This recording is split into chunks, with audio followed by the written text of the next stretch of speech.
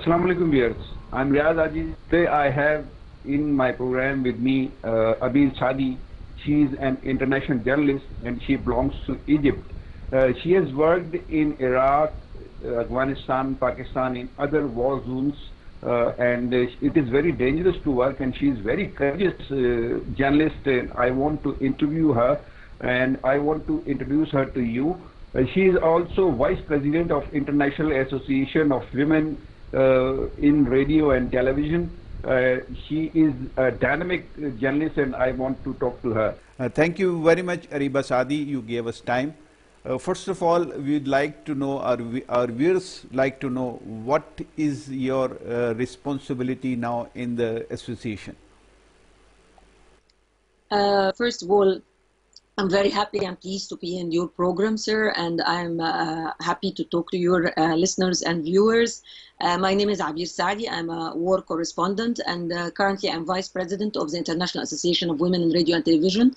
This association started 1954. That's a long time ago, and it's a long legacy of women working in journalism field in all sectors and filmmakers. Okay. We have. I'll talk about your association later. First, my viewers would like to know about you and yourself. What have you done in the field of journalism? Where did you start first, and now where are you standing? I've been working as a journalist for 28 years now, and I've been working mainly in war correspondent in war zones. So I corresponded some very old wars, like compared to my age, I think Kosovo.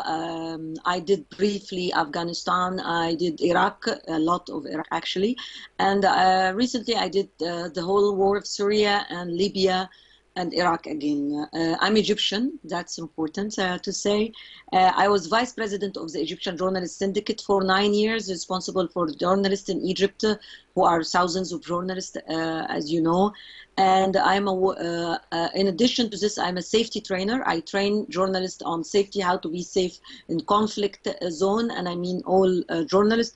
Lately, last year, I published a book with International Association of Women in Radio and Television and UNESCO, and it's about safety for handbook for women journalists, how to be safe in conflict zone. I'm currently doing my PhD here in Germany about the relationship between journalists and Islamic State. You know, the IS have been controlling land in Iraq and Syria and Libya, and for quite like from 2014 2018. So I'm doing my PhD about this war reporting that they are doing, especially local journalists in those areas. I might include Afghanistan. I'm still not determined because they claim to have a land at that time. So this is my scope of work. I'm a researcher, journalist, and I'm vice president of the IWART, International Association of Women in Radio and Television. So this is my current state. One thing is very important for me and Pakistanis, that you have been in Pakistan also. When you were in Pakistan, and what did you do here? Yeah, that was a long time ago, and I went there because it's borders of Afghanistan. This is how I entered Afghanistan during the war. I actually wish to have a more chance to come to Pakistan and do something, do work, journalistic work and perhaps research work there. But actually that was brief because it's a neighboring country to Afghanistan. But I know, of course, a lot about Pakistan. It's a country that is, there is some similarity with Egypt, I believe, and I will visit in the very near future. Thank you very much for this wish, and moreover, I'd like to know what is the main difficult area you work and you felt it is very difficult to do?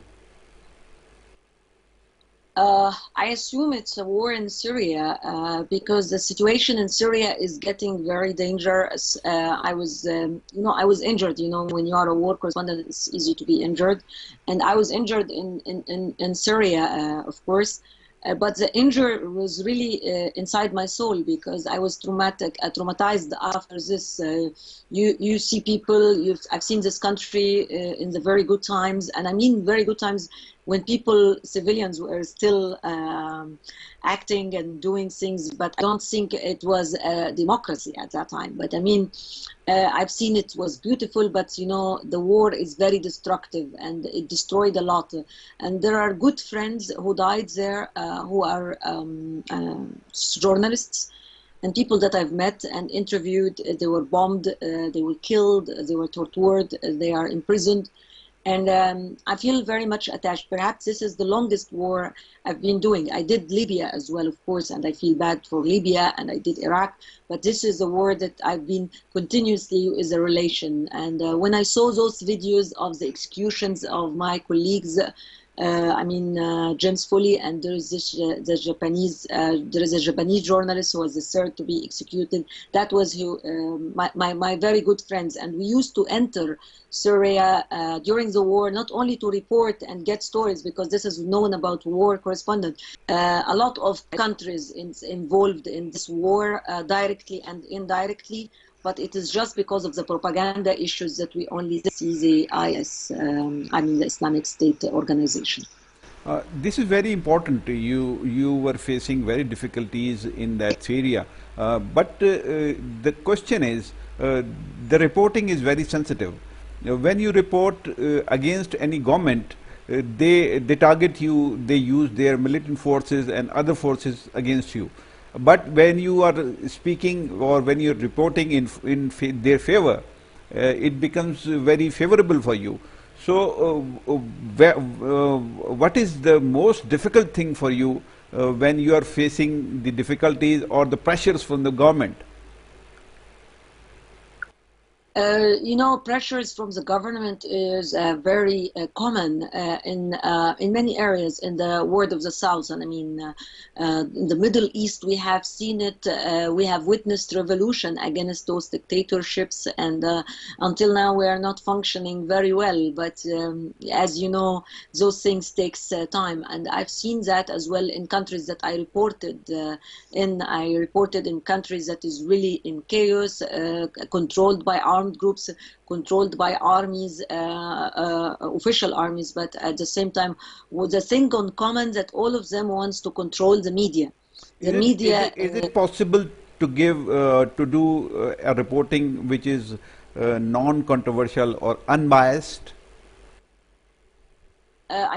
We're trying to be unbiased, and I'm glad you don't say that we are normative or objective, because we're trying to do that. But in order to get balanced sources, that's a very big challenge, because they simply refuse to talk to you. But what I see is that we as a journalist, we have to just prove that we have tried and didn't endanger ourselves, because our colleagues, when they really did endanger themselves, I have a lot of colleagues who are in prison as well, and I have some colleagues who died, who lost their life.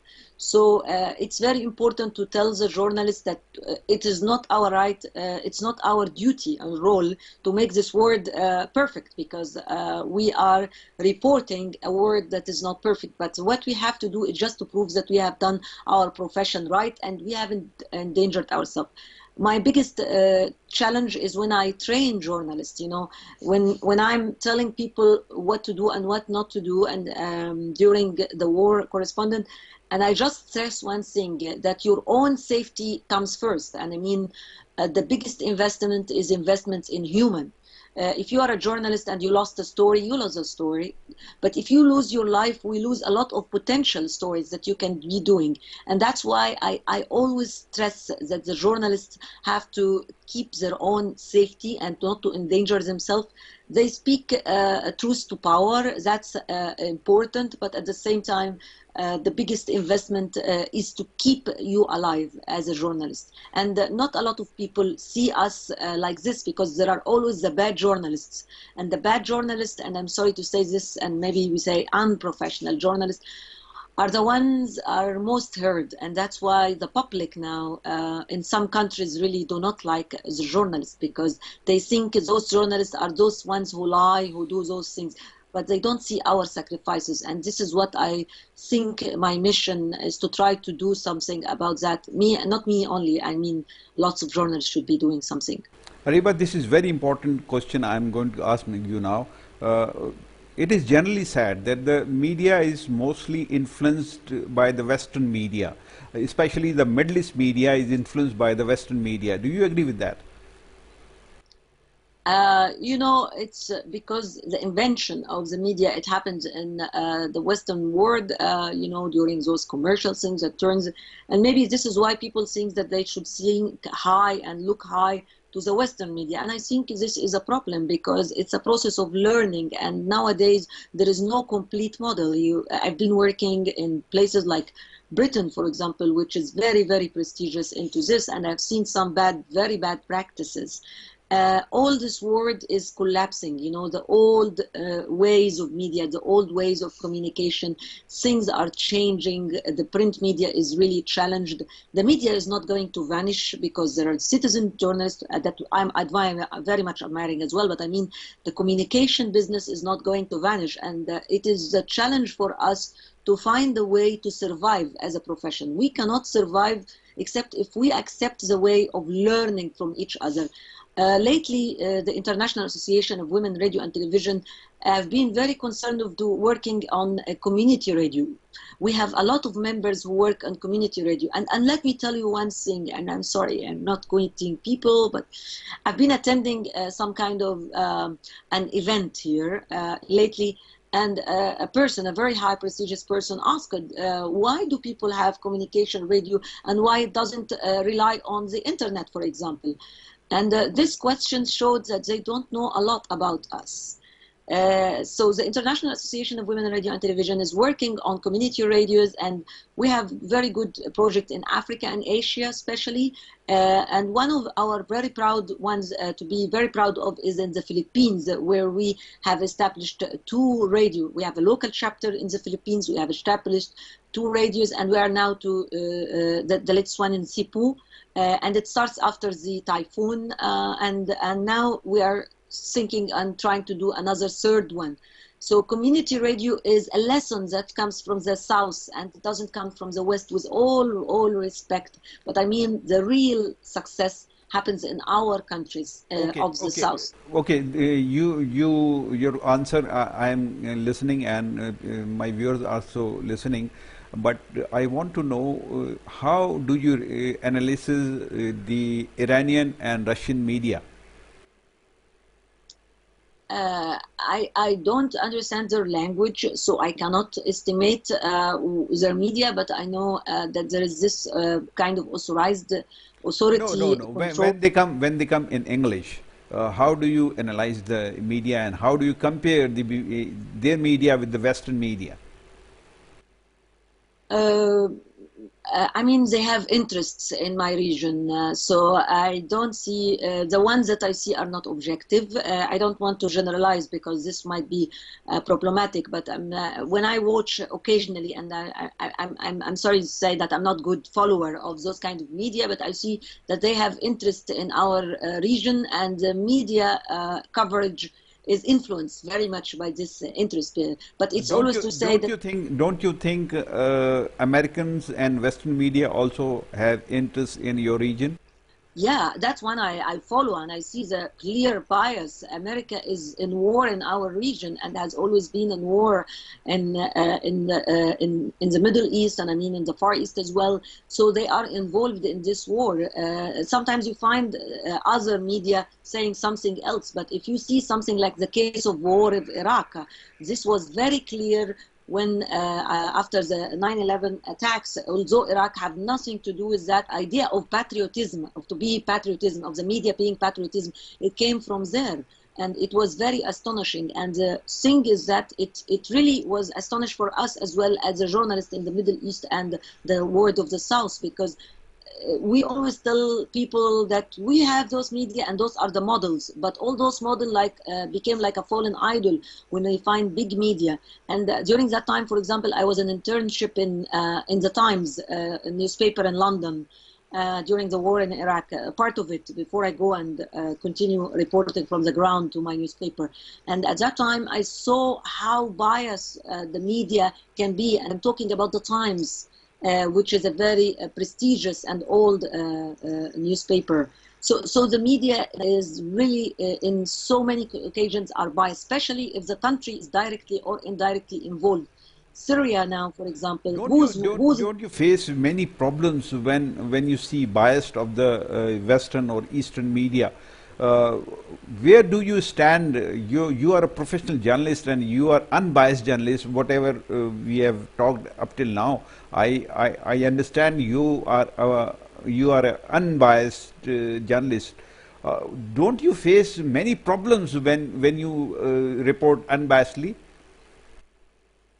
Of course, I'm trying. I'm trying to be unbiased. Of course, we are all trying, but I face that because whatever coverage I get is challenged by big news agencies, big newspaper, big names that people believe more than my media houses that I work to as a full-time journalist or a freelancer. So it's always challenged. But you know what I know is that for you as a journalist, you have a record. You put your stuff on this record. So I mean, at least I know I tried my best not to lie. I tried my best to be unbiased. I tried my best to get to make balanced reporting, and this is why I wanted to be a war correspondent from the very beginning, because those conflicts are not reported in as they happened really. Most of the coverage. When you report unbiasedly, don't you face many threats from different areas? Of course, and this is when you get injured because you endanger yourself, and then you get threats, and then those threats are applied on you and on your loved ones. And as a trainer, I train people, especially journalists, on how to deal with threats. So we have some kind of threats analysis to see what is serious, what is unserious, how to react, what to do, because there are serious threats of being kidnapped, for example. There are serious threats to be imprisoned, to be humiliated. Now, this is very important to know. When you're facing a threat from anybody on any report, do you change that report to save your life, because you said life is very important for journalists? It is not that I change, but you know, I do my risk estimation, and if really this threat is going to threaten me, and I do the risk and benefit analysis, and at that time I stop. I stop for a while. Yes, it's and I'm telling journalists might be some of them might be hearing us, that it's worth to wait and do this, because this material might be still variable sometimes else, and sometimes I give the whole material to another colleague, and this is a journalistic sacrifice, because the journalists want their glory for themselves and everything. But if I really care, I would give the material to another person to publish it when that person is not having the same threats that I have. So I do that. This is one way to divert the risk and to deal with the risk, to wait, to give it to someone else, to surrender, or to take the risk, because sometimes I choose to take the risk if I can. You are a war correspondent, and that is very dangerous to work in that area. So if you are putting a report to your I mean to say newspaper or whatever, for news agency or wherever you are working, you have submitted that report, but this report not published because of your unbiasedness. Did you face this type of situation? Because I'm unbiased, or because they are, yeah. So sometimes, yes, yes, of course. 28 years is a lot of time to see a lot of things like this. So these things happen. If this report is important for me, and if I'm doing it as a freelancer, I just tell them, like, if you are not going to publish it, just tell me, so I can know where to publish it somewhere else. And I tell them this, and it happened, and very courageous you are. Very courageous you are. Thank you, but I lost a lot of work opportunities as well, I have to say, because they will never hire me again. But you know, I thought they will never hire me again. But later on, when they really wanted something honestly written professionally, they returned. It was after like 3, 4 years, but it happened. And I was so happy because at the end of the day, the people who trusted me when I put this report together, uh, they were satisfied because it was published somewhere. So, Okay. so this happened. Yeah. Uh, you're working on Warzone, so there are also working some journalists. In the cover of journalists, they are working for some intelligence agencies. How do you identify such type of people who are working surrounding you? This is very wrong, and I mean I've seen them in the war zones, and they actually they're not journalists. They are pretending to be journalists because this is how they enter the war zones. And I am really, really upset because when the armed groups on the ground or anyone know that those are not journalists, they know late, and then the ones who get punished are us as journalists because they come to us and they stopped us from working. They may kill us, they may hurt us. So I don't really call the people who do that as journalists because it's not our work to do that. Intelligence, with all respect, all patriotic respect to all intelligence, they do the job, we do our job. And they don't pretend.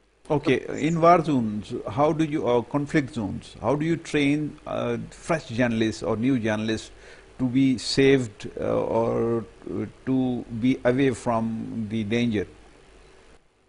First of all, to highlight the awareness that your safety comes first, because you know when you are in a war zone, and especially if this is very important for your career, the chances is this coverage, the coverage of the conflict will be very wrong. So we want you to be there. In order to be there, you have to identify the danger around you, to see what are the danger, who represent the danger, the direct and the indirect danger, and how would you deal with every kind of danger you are. Because it is important to know, to classify the danger and to know how to deal with that. The other thing is that the knowledge of the war zone, the knowledge of the conflict zone. I mean, the culture, you have to be very aware of the culture. I know journalists who came, for example, to Afghanistan, and they didn't know anything about the culture. And they were not hurt because of the war zone itself, but they were hurt because they didn't respect the cultures there. The same happens in Iraq, the same happens in many countries, and Africa, where I operated as well. So knowing the culture is a must. And then you have to do something called profile management. So you have to see why you can be threatened. Maybe you are threatened because your country is involved in that war. That was one possibility. Maybe you are threatened because of how you look, you know. And we talk to male and female journalists because it's always here stereotypes that the women only need to do that. But it's important as well to know how to manage how you look, and how to deal with people if people are handshaking, if they don't, how to talk to women, how to talk to men, how to deal with young young boys and girls. So all those cultural things are essential. A war zone, it's not about, I'm telling you only to wear the vest and to know the first aid. Of course you have to know the first aid, I mean, but sometimes it's a cultural thing, and this is the thing that most people do not realize. You have to really read, explore, find information about the place, the location, and the culture of this place, and the humans there. The other thing is to have fixers or people who are insiders, Right. to give you pure advice. Okay, one thing is very important also. Do you take some help from military in war zones? This is a very big dilemma for the war zone, because the idea of the embedded journalist, it didn't start with the war in Iraq, with the Americans getting the reporter says who are not embedded with us are not protected, which is terrible, by the way. But it happened a long time ago. But the Americans put it inside the brackets, and if you are embedded, and I was embedded sometimes. You have to know several rules. First, you don't reveal where the troops are, because this is bad. But this is your only commitment for them. You don't endanger them, but at the same time, you know that your safety is your own thing, and you listen to all advices that they give to you to be safe. Don't carry a weapon. That's yeah, I know it's controversial, and in some countries they say no, but I mean, at the end of the day, we are journalists, and the only conventions that and legal things that protects us is the Geneva Conventions. So we cannot carry weapons.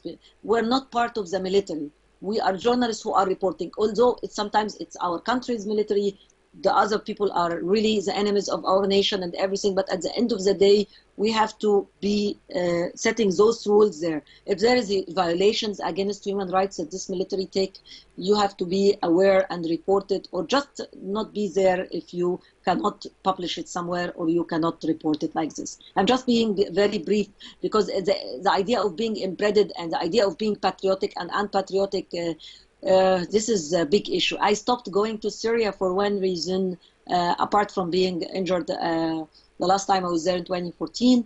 I mean, I stopped because I cannot be independent in the war zone without being protected by a militia or by some kind of armed groups, and I cannot keep my objectivity and my professionality while doing that. So it's a challenge. It's a very big challenge. How do you analyze a freedom of journalist? If a news goes against the state where he lives or where he is a native, so do you think that news must be published because the journalist freedom is there? I didn't get, you mean if I'm in my country? If a news is getting hurt your national interest, should that be published? I'm against publishing rumors, but is that news right or wrong? If news is right and it is you think this is very important news and it's okay, but it is against against the interest of your national interest or nation, will you publish that? Nowadays there is no secrets, so sometimes if I don't publish that in the right context, and I mean the right publishing, others are going to be publishing it like a rumor. So this is the loss that we have. We lose the credibility because we ignored, not only we ignored the news, because nowadays the news are everywhere. Any citizen, and with all respect to citizens, they can publish. But if I not use my professionalism as a journalist to verify information, and perhaps your question is about the timing, I don't immediately publish something. I know if it's hurting and everything, but I take my time to verify and to put it into the context that can be good for the country. And I never, for example, publish information about the location. You know, Egypt, for example, is fighting terrorists. So I cannot publish things about like where exactly is the army is, this is not the kind of information we're talking about, I hope. I mean, the other information about something happening, I cannot keep things as secret when everybody has a mobile and can report it, but I can put my professionalism and give it. Sometimes I do a better investigative reporting. Okay, let's talk about your organization or association now. What is the main purpose of making a separate association, means International Association of Women in Radio and Television? What is the need to make a separate association? Cannot you make that with male journalists? I was the vice president of Egyptian Journalist Syndicate, which is an organization for women and men and everyone. It's not about gender, but I think the women journalists have very important needs, and they deserve to discuss it together in an association and to be dealing with issues related to this. So I mean, there was, and remember, this association started many years ago, more than half a century ago, and at that time, women journalists thought that it is their right to gather and discuss their professionalism.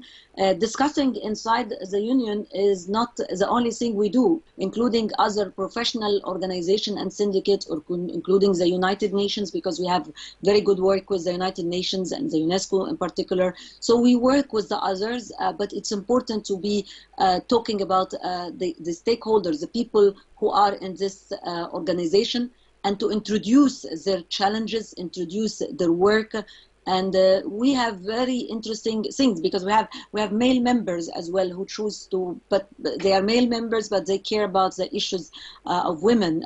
We invite male journalists to all our conferences, to all our facilities. We get trainers, so it's not something like it's completely isolated, but I think that there are a lot of challenges for women journalists and filmmakers that we have been dealing with for so many years. So it's important. Yeah. So gender difference is very important, has become very important when you say association is different from male. Yes, gender, because gender issues is important. We cannot neglect that.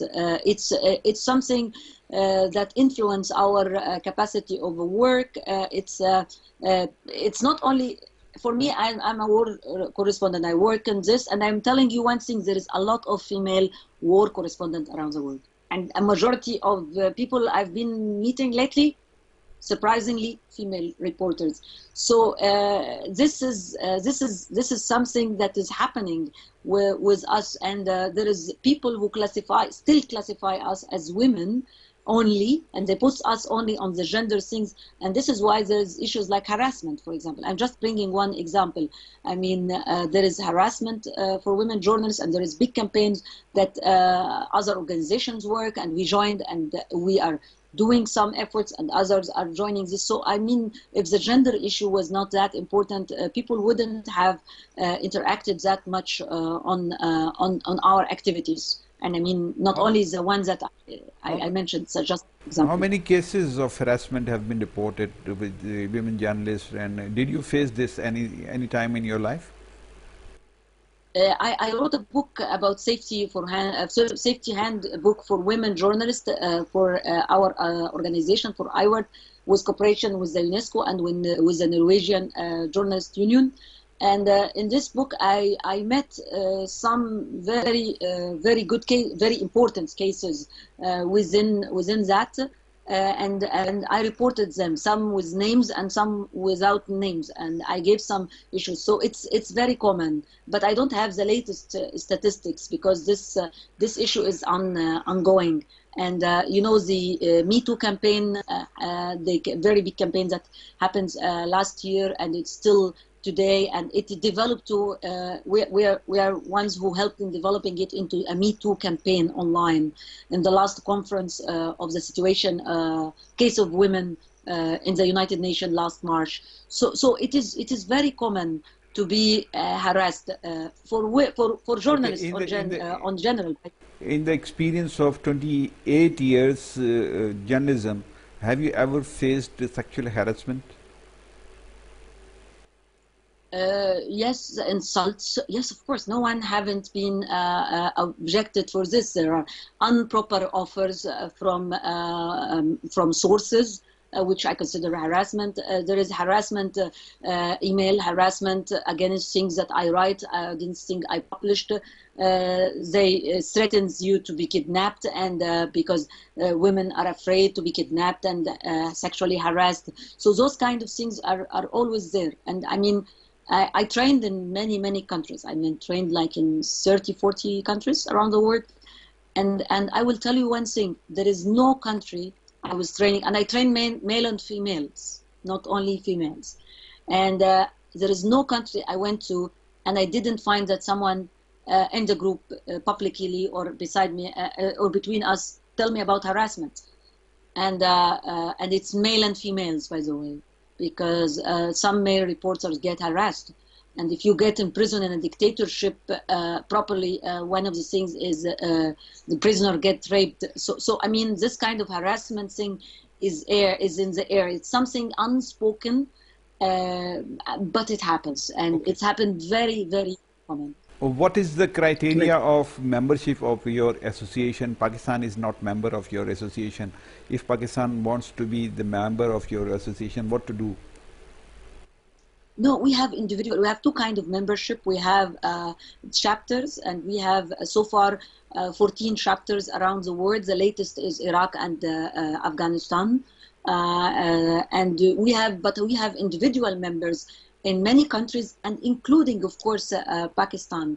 And in Pakistan, so we have. you have member?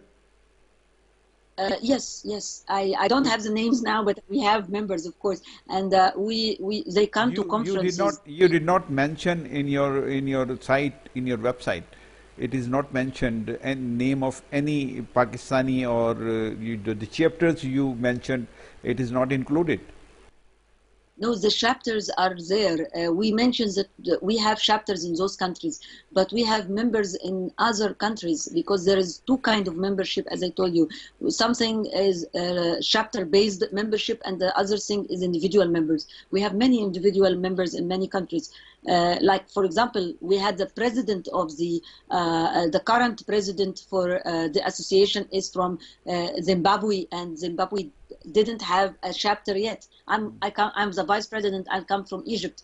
Egypt is not doesn't have a chapter, but we have some individual members. To make Pakistani chapter, what to be done? Yes, we need 7 members to first be members, and I think we have about that much. They only have to go and to see what is the regulations inside the country, because as we organization, we respect regulations again inside countries, to have an NGO or a chapter for international organization, and then we start from there, and they have to have their own constitution after the approval, of course, of the executive, of the board of the association, and then things go along. I was involved, and I'm very proud to be involved in the inauguration of the last 2 chapters in Afghanistan, and we have a very good leader for that, Najiba Qalyubi, who is manager of the KILD group as well, and she has been doing this. And in Iraq, we have Awaz Salim, who is a journalist in northern of Iraq, and she has been able to do those regulations. Happens very fast, and we help very much in this. So maybe through your program, we are calling our colleagues, not only the members, but maybe journalists, female journalists who see themselves like who hope to join an international organization, to join us and be member of IWART, and then form this chapter together, and perhaps we do one of our conferences, regional conference in Pakistan, and this is one of my dreams. Oh, very good. One thing more. How do you manage conferences, and what is the result of that conferences, and what is the aims and objects of those conferences? So our latest conference was in the Philippines. We have a very strong chapter in the Philippines, really a very strong one. We have established radios, community radios in Cebu City, Cebu Island, Pattaya Island in Cebu City. We have all of this. So our call for this conference was about the justice of broadcasting justice, and I mean that everywhere should have a representation, and the communities should have a representation. And as you see, we don't only talk about the women, we talk about the women as part of the communities and how they should be represented. We have one session about conflict zones and reporting in conflict zone. We have one session about crisis zones, and we have chapters, women coming from chapters like Nepal, like the Philippines, like other countries in Africa who have been into crisis. So those women come and share this. We have a film festival in India as well. We have one in Africa. And so we have as well a competition, international competition for films produced by women journalists. So those activities goes during this, and of course there is our interaction, and we had our elections as well, because we have elections during the Philippines. Next conference is going to be in Uganda, because sometimes in Africa, sometimes in Asia, sometimes in Latin America. Sometimes in the north, but to tell you the truth, we have a lot of members in the north, but we all have one priority: to serve the south, and sometimes to serve communities, local communities in the north. But I mean, most of our work in the south. So in Uganda, we are going to discuss chapter developments because we need to develop our chapters.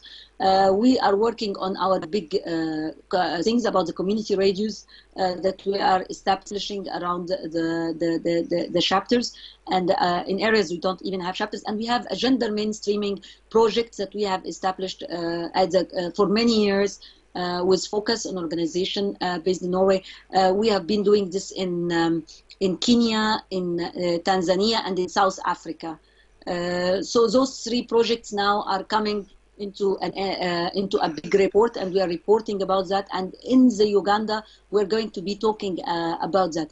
Our president, who is now in the Zimbabwe, is reporting elections as well, and she is trying to do something for to encourage women journalists there, and she's going to give a report about that. Our colleagues who are in Iraq and Philippines and Afghanistan and other countries, all of them come to the conference and report about their local activities, and then it's a learning process. So if I'm a chapter that I see this other chapter is doing this, if I'm an individual member in a country and I want to do something, I always have the space. We get trainings, for example, sending trainers from one country from another, filmmakers who are very good in filmmaking travel around. We help the communities, the local communities as well, to establish their own media, their own community media. All of this happens around the year, and during this conference we come we exchange. What is your annual budget, and how do you meet that budget? This is one of the biggest challenge because, you know, we have had an organization called Focus. This organization is based in Norway, and they have been helping and funding us. There are local funding. I mean, chapters go to national and international organization with some regulations because there are very important ethical relations. We don't take money from organization like this. We have a very transparent system, and this system gives exactly where the money comes from, where it goes, what is the target, and everything. And it's published on our website for our members, so they can go and hold accountability for us. We have external as well accountant who comes and do this.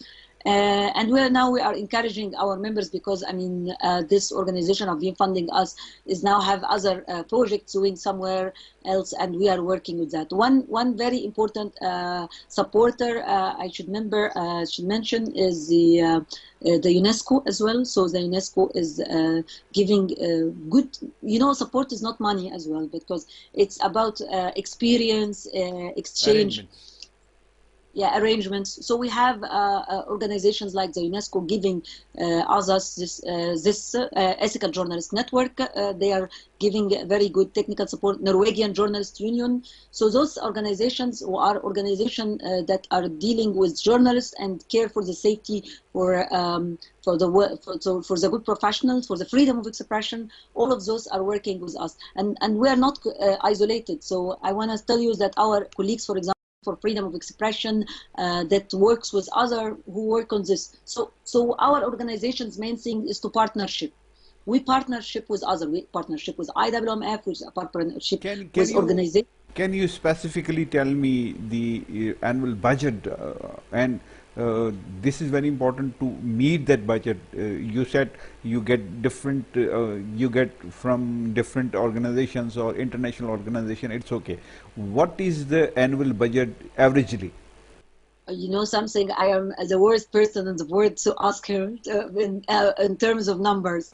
But I think you already interviewed our president. Maybe she would give a more exact number, because, you know, I'm not prepared before the interview to read the numbers. Okay, come to another question. What is the membership fee? What is the annual membership fee if Pakistani journalists, women Pakistani journalists want to be your member?